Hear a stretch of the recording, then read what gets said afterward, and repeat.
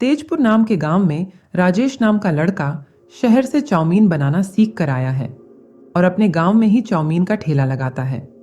गांव वालों ने कभी चाउमीन ना तो देखी थी और ना ही कभी खाई थी, इसलिए गांव के लोग बस चाउमीन के बारे में पूछकर चले जाते थे, पर खाते नहीं थे। हालांकि राजेश चाउमीन बहुत सस्ते भाव में बेच रहा था। तभी शहर से पड़ा हुआ एक लड़का वहां आता है और एक प्लेट चाउमीन लेता है।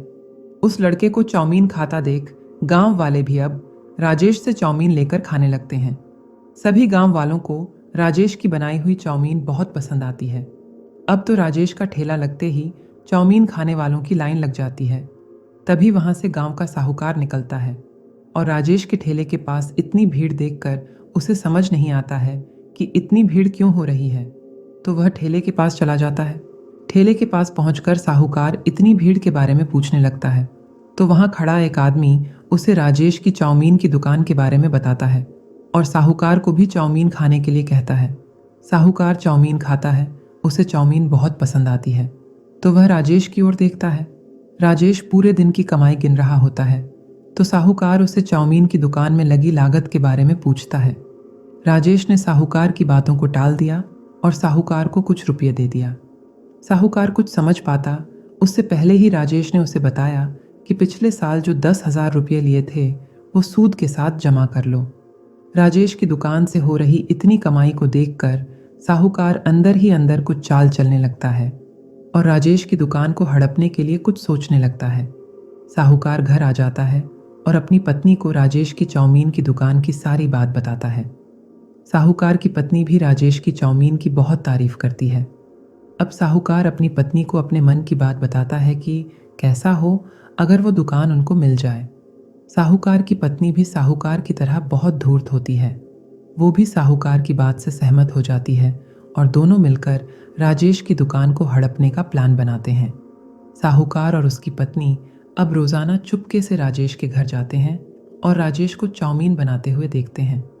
राजेश को देखकर दोनों चाउमीन बनाना सीख लेते हैं। फिर एक दिन साहूकार राजेश की दुकान पर आता है और राजेश को अपने बेटे के जन्मदिन की पार्टी के लिए 10 किलो चाउमीन बनाने का ऑर्डर देता है। चाउमीन की डिलीवरी और पैसे के लिए साहूकार राजेश को अपने घर ही आने को कहता है। शाम को राजेश अपनी दुकान का काम खत्म करके साहूकार के घर जाता है, पर वहां पहुंचते ही दोनों पति पत्नी मिलकर उसे बंधक बना लेते हैं।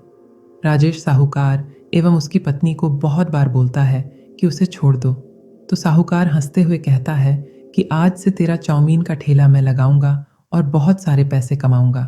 साहूकार एक आदमी को भी राजेश की निगरानी में लगा देता है और वहां से चला जाता है।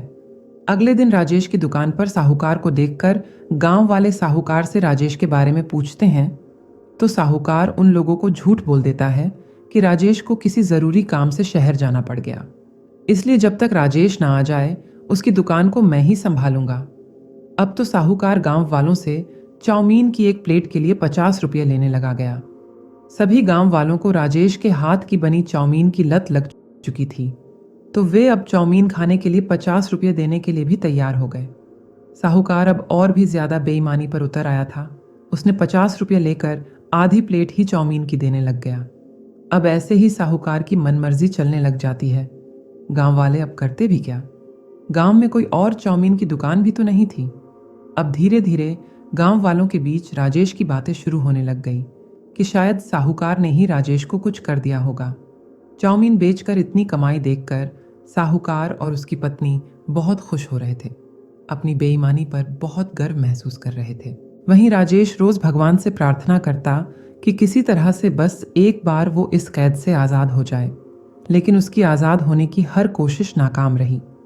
साहूकार की बेईमानी यहाँ भी नहीं रुकती है और वह इसमें और ज़्यादा मुनाफा कमाने के बारे में सोचता है।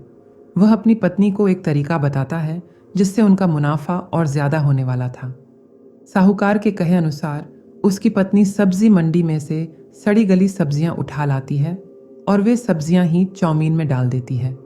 इसके 1-2 दिन बाद ही गांव वालों की तबीयत अचानक से खराब होने लग गई। किसी को पेट दर्द तो किसी को उल्टी दस्त होने लगते हैं।